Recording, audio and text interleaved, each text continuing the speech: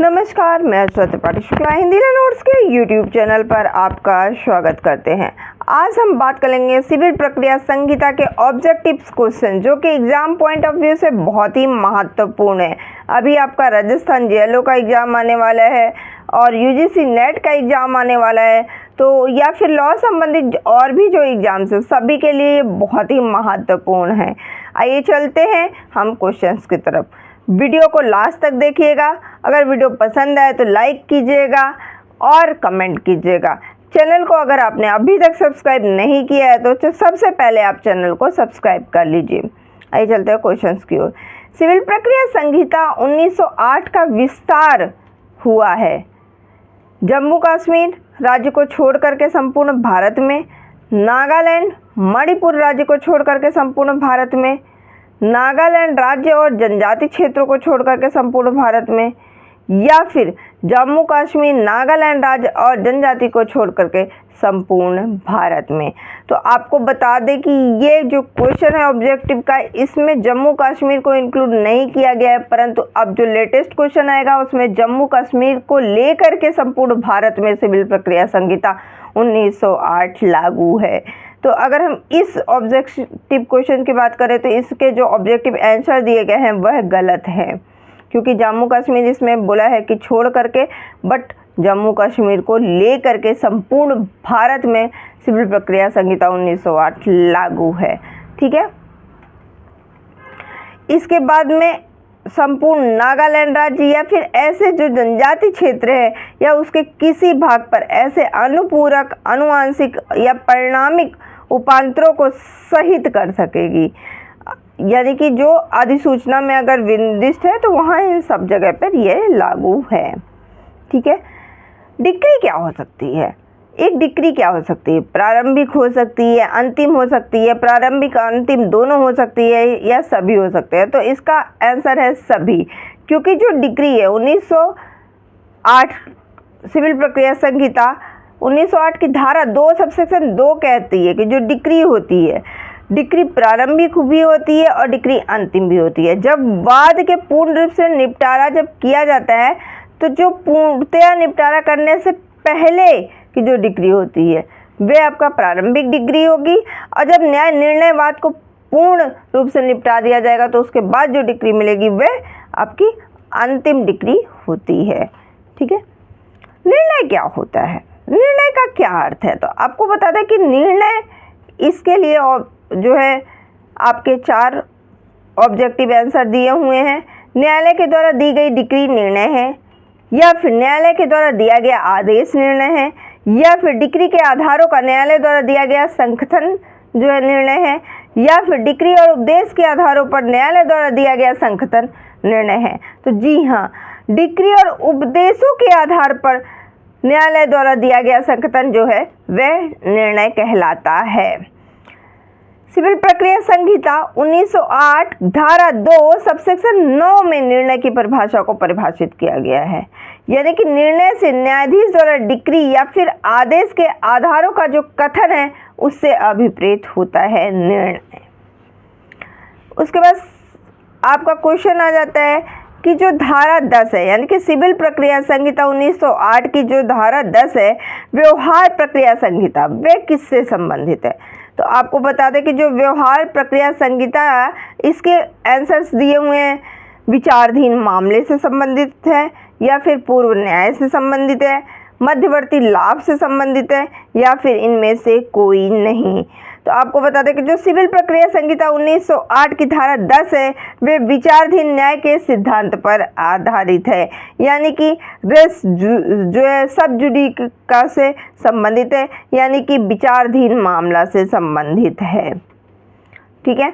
इसको अगर हम पूरी तरीके से एक्सप्लेन करने पे आ जाएं तो ऐसा कोई भी न्यायालय ऐसे किसी भी वाद के विचारण में, जिसमें कि आपका जो है विषय आ गया या फिर उसी के अधीन मुकदमा करने वाले किन्हीं पक्षकारों के बीच में, या फिर ऐसे पक्षकारों के बीच में जिनमें कि व्युत्पन्न अधिकार से संबंधित है, या फिर उनमें से कोई ये दावा कर देता है, या फिर किसी पूर्वतन संस्थित वाद में भी अगर प्रत्यक्ष रूप से या फिर वे अप्रत्यक्ष रूप से अगर विद्यमान है तो उसका अगर कोई कार्रवाई नहीं करता है तो वहाँ ऐसा जो वाद है वह उसी न्यायालय में या फिर भारत के किसी अन्य न्यायालय में, जो कि दावा किया जा सकता है कि अनुदेश देने के लिए यह आधिकारिक न्यायालय है, वहाँ पर, या फिर भारत की सीमाओं से परे वाले किसी ऐसे न्यायालय में जो कि केंद्र सरकार द्वारा स्थापित है या फिर उसको राज्य सरकार द्वारा चालू रखा गया है लेकिन उस पर केंद्र सरकार का आधिपत्य है, या फिर उस पर अधिकारिता रखता हो, या फिर उच्चतम न्यायालय के समक्ष अगर यह लंबित है। तो ये मैंने इसको आपको पूरी तरीके से एक्सप्लेन कर दिया। मिथ्या या फिर तंग करने वाले दावों या फिर प्रतिरक्षाओं के प्रतिकरात्मक जो खर्च है उसके हेतु न्यायालय जो है आदेशित कर सकता है। कितने रुपए तक आदेशित कर सकता है? 10,000 रुपये तक, 25,000 रुपये तक, 3,000 रुपये तक, या फिर कोई भी रकम।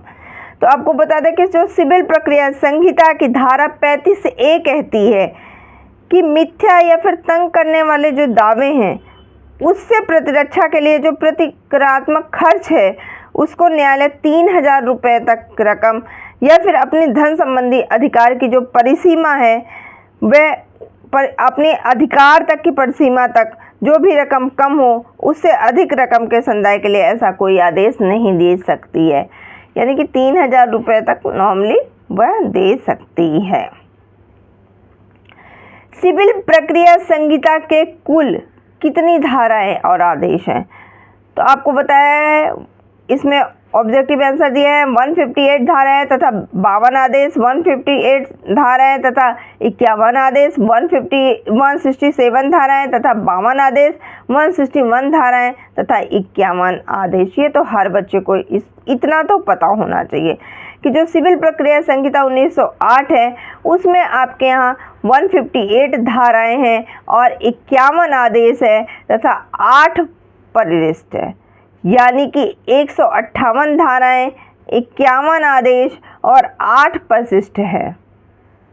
ठीक है, उसके बाद आपका आ जाएगा, अगर हम नेक्स्ट क्वेश्चन की बात करें तो नेक्स्ट क्वेश्चन हम ले लेते हैं कि जहां पर न्यायालय की अधिकारिता की जो स्थानीय सीमाएं हैं वह अगर अनिश्चित हैं तो वहां पर वाद संस्थित करने का स्थान जो है वह निर्धारित होगा किसके अनुसार? तो इसमें ऑब्जेक्टिव आंसर दिए हुए हैं धारा 17 के अनुसार, धारा 20 के अनुसार, कि धारा 19 के अनुसार, कि धारा 18 के अनुसार। तो हम ये सारा आपको बता देते हैं कि जो सिविल प्रक्रिया संहिता 1908 के अनुसार जो इसमें धारा 17 में क्या होता है, धारा 18 में क्या होता है, धारा 19 में क्या होता है, 20 में क्या होता है। तो धारा 17 में होता है कि विभिन्न न्यायालयों की अधिकारिता के भीतर स्थित जो स्थावर संपत्ति के वाद हैं वो धारा 17 में जाएंगे, यानी कि स्थावर संपत्ति से संबंधित जो वाद है वे आपके 17 में जाएंगे। 18 में आपके ऐसे वाद जाते हैं जहां पर न्यायालय की जो अधिकारिता है उसकी स्थानीय सीमाएं अगर अनिश्चित हैं और वहां पर वाद संस्थित किया जाने का स्थान अगर चुनना है तो वह धारा 18 में जाएगी। सेम यही क्वेश्चन दिया गया था कि अगर सीमाएं अनिश्चित है तो कहां पर जाएगी, तो वह धारा 18 में जाएगी। एक्सप्लेनेशन पूरा सुन लीजिए। धारा 19 में क्या जाता है, तो शरीर या फिर जंगम संपत्ति के प्रति किए गए दोषों के अगर प्रतिकारण के बाद अगर आप डाल रहे हैं तो वह जो है धारा 19 में जाएगी।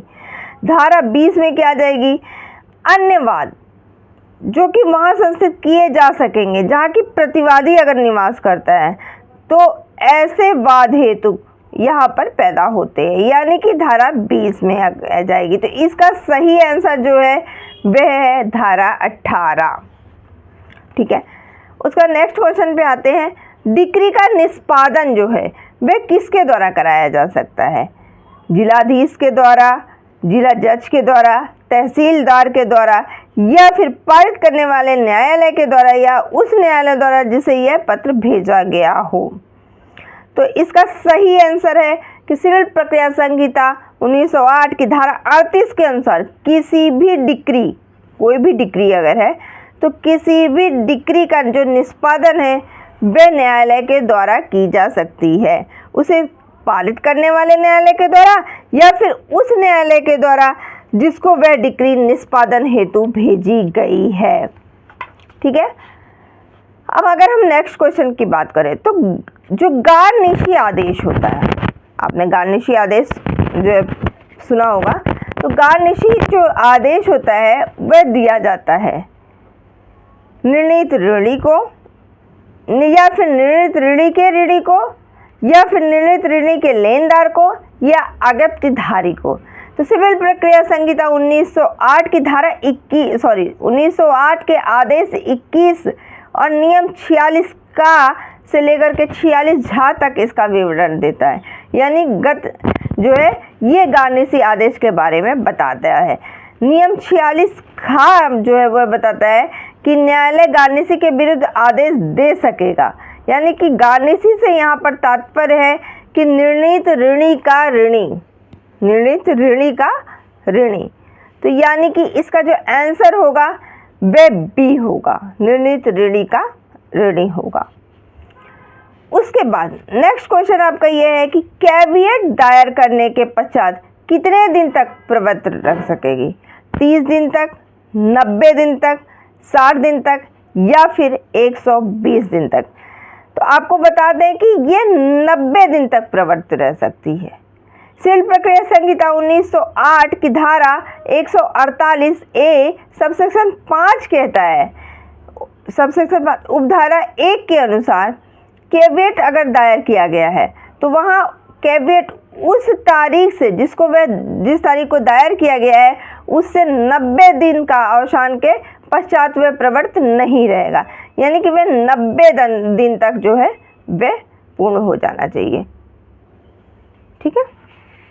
उसके बाद हम नेक्स्ट क्वेश्चन अगर देख लेते हैं तो जो 50 लाख रुपए के मूल्य का मूल वाद है वह संस्थित होता है उच्च न्यायालय में, जिला न्यायालय में, या फिर सिविल न्यायालय में, या इनमें से किसी में भी नहीं। तो इसका सही आंसर आपको देने के लिए हम इसको एक्सप्लेन कर देते हैं कि जो न्यायालय है उसका जो आर्थिक क्षेत्राधिकार है वह प्रत्येक राज्य में अलग अलग होता है। उत्तर प्रदेश में न्यायालय का आर्थिक क्षेत्राधिकार जो है वह 5 लाख तक के वाद के लिए सिविल जज हैं, यानी कि जूनियर डिवीजन के जो न्यायालय हैं। 5 लाख से अधिक का वाद है तो सिविल जज जो सीनियर डिवीजन के हैं उनके द्वारा संस्थित किया जा सकता है। तो यानी कि अगर हम इस क्वेश्चन का आंसर देखेंगे तो जिला न्यायालय द्वारा तथा उच्च न्यायालय केवल जो है अपीलीय न्यायालय है। ठीक है, इसका आंसर यही हो गया। यानी कि 5 लाख का तक का है तो सिविल जज जूनियर डिवीजन का है, 5 लाख से अधिक है तो सिविल जज जो है सीनियर डिवीजन का यहाँ पर वाद संस्थित किया जा सकता है। आज के वीडियो में बस इतना ही। अगर आपको हमारी वीडियो पसंद आई हो तो प्लीज़ लाइक कीजिएगा, शेयर कीजिएगा, सब्सक्राइब कीजिएगा, बेल आइकन दबाना बिल्कुल मत भूलिएगा जिससे कि हमारी वीडियो आपको लगातार मिलती रहे। धन्यवाद।